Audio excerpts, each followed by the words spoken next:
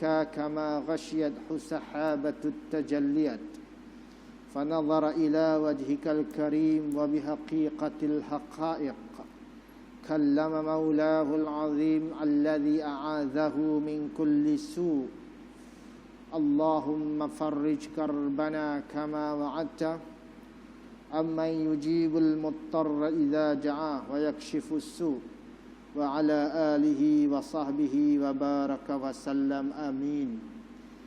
Muhtaram Tuan Pengurusi Jawatan Kuasa Qaryah Masjid Al-Muttaqin dan seluruh ahli jawatan kuasa, Ashabus Sa'adah, tuan-tuan imam, tuan-tuan Bilal, para alim ulama, para tetamu Allah pada tengah hari yang penuh dengan barakat ini. Saya mohon izin untuk mengambil kesempatan sementara menunggu salat Jumaat ini untuk bersama dengan tuan-tuan bagi meraih ganjaran dan pahala yang banyaknya dari Allah Azza wa Jalla dengan kita mengisi ruang sebentar untuk sesi tazkirah pada kali ini. Mari sama-sama kita mencermati firman Allah dalam surah Fussilat ayat 33. Allah berfirman, "Wa man ahsanu qawlan mimman da'a ila Allah wa 'amila salihan wa qala innani minal muslimin." Firman Allah bermaksud, dan siapakah lagi yang lebih baik percakapannya daripada orang yang berdakwah kepada Allah dan mengerjakan amalan yang saleh dan berkata, sesungguhnya aku daripada golongan muslimin. Dalam surah Al-Fussilat ini, bila kita renung dalam surah Fussilat ini, bila kita renung sejenak, maka Allah menyatakan dengan jelas bahawa ungkapan dan ucapan dakwah adalah merupakan sebaik-baik ucapan atau lafaz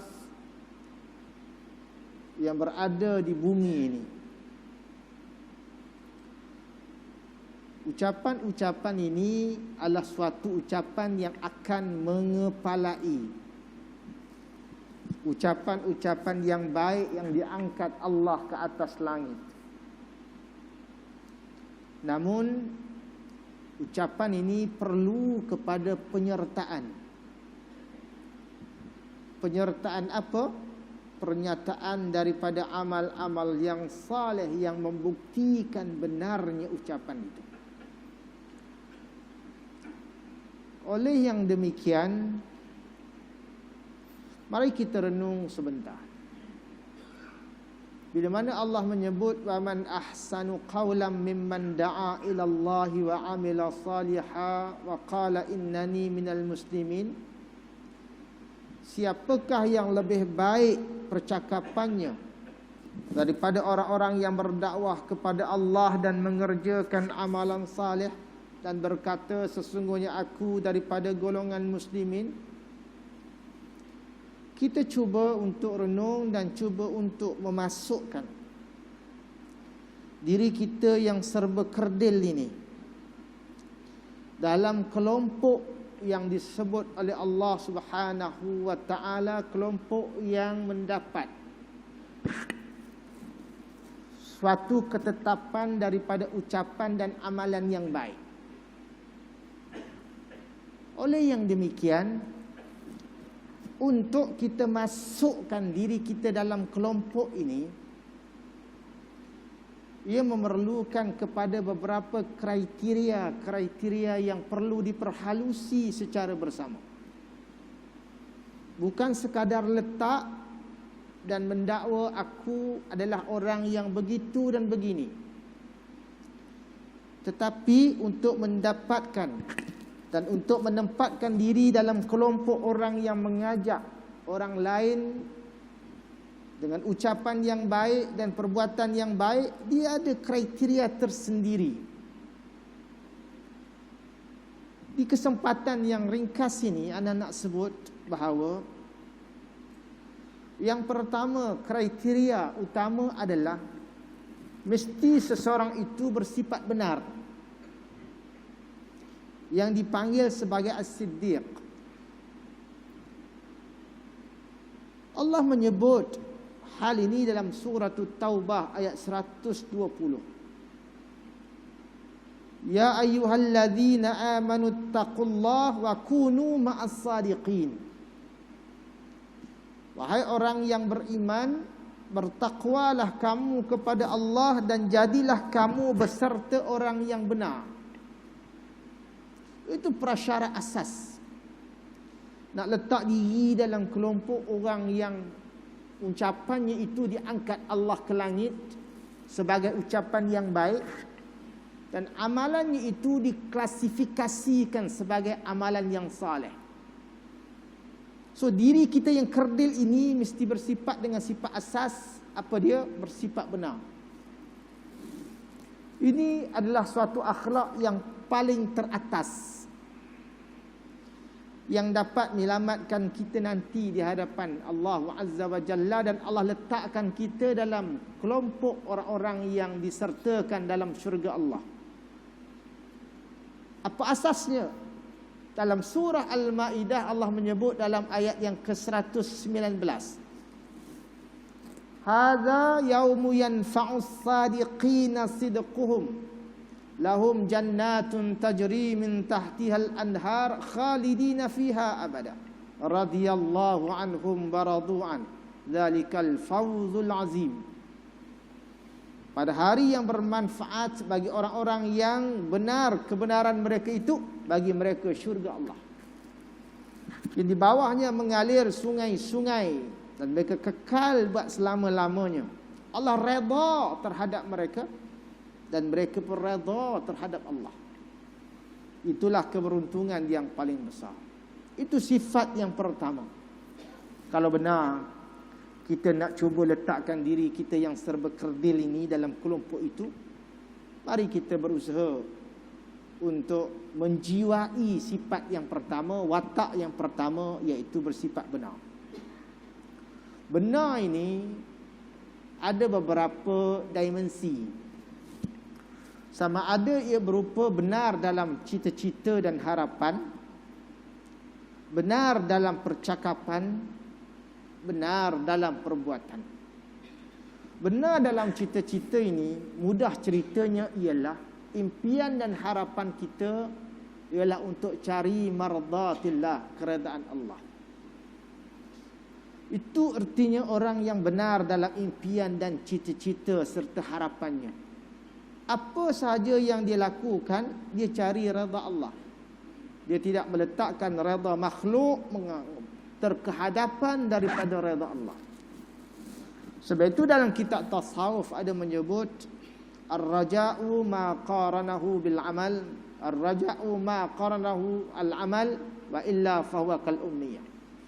Impian, cita-cita dia mesti disertakan dengan amalan yang berasas bertunjang untuk cari redha Allah. Kalau tak, dia aja jadi impian, jadi angan-angan saja. Sebab itu harapan dia mesti disertakan dengan amal-amal kebajikan, amal-amal kebaikan yang diradai oleh Allah. Sebab itu benar dimensi pertama daripada sudut cita-cita, impian. Kedua, benar daripada sudut percakapan, dan benar daripada sudut perbuatan. Benar daripada sudut percakapan, lidahnya, tuturannya ialah tuturan yang benar, bukan tuturan yang batil. Benar daripada sudut perbuatan, piawaiannya mesti menurut syarak. Tidak boleh melakukan perbuatan walaupun baik pada pandangan manusia tertolak daripada syarak, itu bukan piawaian yang sebenar. Sebab itu benar itu merupakan sifat yang pertama yang perlu dijiwai oleh orang yang berkeinginan agar tuturannya itu diterima Allah, perbuatannya itu diletakkan dalam keredaan Allah Subhanahu wa taala. Baik. Tuan-tuan yang dirahmati oleh Allah Azza wa Jalla. Maka apabila seseorang itu bersifat benar dalam hidup, maka nescaya darjatnya bukan seperti orang biasa-biasa. Allah akan mengangkatkan darjatnya ke suatu tahap dan level yang tinggi. Ini disebut oleh Allah Azza wa Jalla dalam surah Isra ayat 80. Wa qul rabbi adkhilni mudkhala sidqin wa akhrijni mukhraja sidqin waj'al li min ladunka sultanan nasira. Katakanlah, hai Tuhanku, masukkanlah aku ke tempat yang benar dan keluarkanlah aku daripada tempat yang benar pula. Jadikanlah bagiku sultan, yakni kekuasaan yang dapat pertolongan dari sisi Engkau. Apa maksud tempat benar? Keluar dari tempat yang benar artinya masuknya seorang diri muslim itu ke dalam urusan yang benar dan keluar ia daripada urusan yang tidak benar dengan kurniaan Allah. Sebab itu tuan-tuan yang dirahmati oleh Allah, kan kita masuk tempat-tempat suci, biasa kita baca doa ini. Masuk Mekah, masuk Madinah, Allahumma adkhilni mudkhala sidqin wa akhrijni mukhraja sidqin waj'alni bil ladunka sultanan nasira. Itu penting sifat benar dalam diri ini. Sebab itu Sayyidina Abu Bakar radhiyallahu anhu ialah pelopor bagi sifat ini di kalangan umat Nabi Muhammad sallallahu alaihi wasallam sehingga digelar As-Siddiq. Suci jiwanya, bersih kedudukannya, tinggi darjatnya. Tuan-tuan yang dirahmati oleh Allah, ada satu kata-kata indah daripada Sayyidina Umar bin Khattab radhiyallahu anhu. Apa kata Sayyidina Umar ketika nak perihal bab benar ini?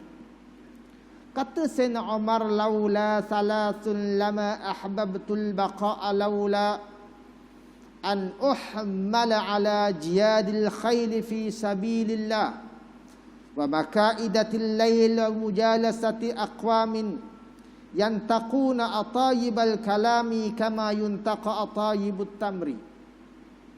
Apa kata Sayyidina Umar? Sayyidina Umar kata, kalau tidak kerana 3 perkara aku takkan senang duduk kat dunia ni. Kalau tak kerana 3 benda ni, aku tak nak, kalau boleh tak nak lama lah, gitu ceritanya kat dunia ni. 1, kerana aku dapat menarik kudaku ke jalan Allah, dapat menempatkan diri duduk di posisi orang yang berjihad pada jalan Allah, seronok sangat. Kerana orang yang berjuang fi sabilillah ganjarannya 700 kali ganda. Kerana posisi itu Sayyidina Umar rasa seronok dengan kehidupan dia dekat dunia. 1. Yang kedua, kerana aku dapat mukabaratil lail, aku dapat menghidupkan malam. Malam terlalu bermakna bagi orang soleh dan itu yang dia dapat laksanakan dalam hidupnya. Allah kerana kesyokkan itu. 2. Dan yang ketiga, kerana wa mujalasati aqwam, kerana dia dapat duduk dan memilih kata-kata yang baik. Duduk di tengah orang banyak, dapat memilih kata-kata yang baik. Mudah ceritanya, dapat menghabiskan usianya itu dalam mujalasatil ilm, dalam perkumpulan manusia mencari ilmu dan menghidupkan ilmu, berzikir pada Allah.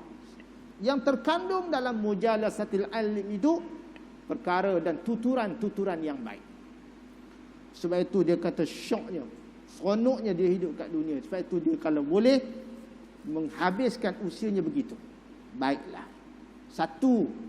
Kedua, kalau benar kita nak tempatkan diri kita yang serba naif, kerdil ini dalam kepompong ucapan, tuturan kita diangkat Allah dan amal saleh kita diterima Allah. Yang kedua, kena menjiwai sifat yang menjadi akhlak para rasul dan anbiya, iaitu sabar. Sebab tu Allah sebut bab sabar ini dalam Quran lebih daripada 90 kali. Wasta'inu bis sabri was sabr. Dan kamu minta tolonglah dengan dalam keadaan sabar dan dengan mengerjakan salat. Dan ayat sabar, tuan-tuan lihat dalam Quran terlalu banyak. Intinya, rohnya ialah ia merupakan suatu perbuat akhlak yang dijiwai, yang menjadi trust kepada para rusul dan para anbiya. Fasbir kama sabara ulul azmi minar rusul wala tasta'jil lahum. Dan pengangkatan darajat mereka para rasul dan anbiya itu kerana dinilai daripada keupayaan mereka mengontrol sabar itu.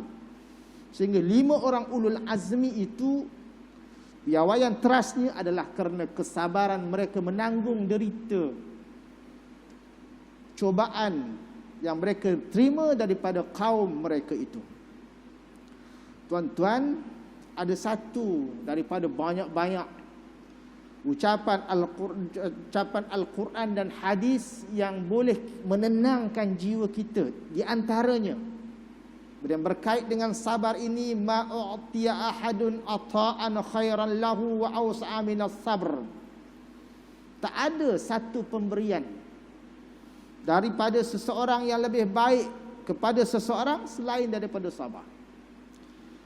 Baik itu ciri kedua, cuba ajari diri ini supaya sabar itu menghiasi tubuh kita, menghiasi watak kita. Kerana sabar itu nikmat Allah yang merupakan suatu watak yang seorang Muslim harus yakin yang dengan sabar itu dia dapat melaksanakan keperluan-keperluan hidup dengan baik, hak-hak Allah dengan tenang. Dan yakinlah bahawa kesabaran yang paling unggul ialah kesabaran yang disertai dengan pertolongan daripada Allah. Dalam surah Nahl Allah sebut wasbir wa ma sabruka illa billah. Bersabarlah hai Muhammad, tiada kesabaran itu melainkan dengan pertolongan Allah. Sabar ada 3 cabang. Pertama, sabar dalam taat, sabar dalam mengekang maksiat, dan sabar dalam menghadapi musibah. Nabi Allah Yaqub diterterakan doanya dalam Quran, dan doa itu mudah-mudahan juga jadi doa kita dalam menghadapi musibah yang mengekang jiwa, yang menghenyak perasaan. Nabi Allah Yaqub mengungkap satu kata-kata agung, innama ashku bathi wa huzni ilallah. Hanya saya mengadukan urusan dan duka cita saya ini kepada Allah. Rujuk dalam surah Yusuf ayat 86. 3. Ada sedikit waktu lagi. 3, ada satu perkara besar. Kalau kita nak letakkan dan nak meletakkan diri kita yang kerdil ini, agar ucapan baik kita itu diangkat Allah dan amal saleh kita itu diterima oleh Allah Subhanahu wa taala, kita cuba menjiwai satu akhlak dan watak orang yang menyayangi makhluk. Diri yang sentiasa ada dalam jiwa ini menyayangi makhluk. Sama ada makhluk itu adalah orang atau makhluk itu ialah selain daripada manusia. Ingat, dalam suatu hadis menyebut ar-rahimuna yarhamuhumullah ta'ala yarhamu man fil ard yarhamukum man fis sama. Dia menjadi satu asas utama. Bila Nabi kata orang yang berkasih sayang itu dikasihi Allah, maka kasihilah orang-orang yang ada di permukaan bumi. Nescaya kamu akan disayangi oleh makhluk di langit. Orang yang tak ada perasaan ini ialah orang yang disebut pemunya nilai jahat dalam hidup ini. Siapa sebut? Ini baginda Nabi sallallahu alaihi wasallam, la tunza'ur rahmatu illa min syaqi. Tak akan dicabut rasa kasih sayang itu melainkan dari orang yang celaka, buruk akhlaknya. Sebab itu hal perbicaraan kita start daripada mula tazkirah tadi apa? Kita nak diri kita ini pemunya ungkapan-ungkapan yang baik dan ungkapan itu diangkat Allah. Dan pelaku amal saleh yang amal itu diterima Allah. Syaratnya ini yang kita sebut. Pertama tadi mesti bersifat benar.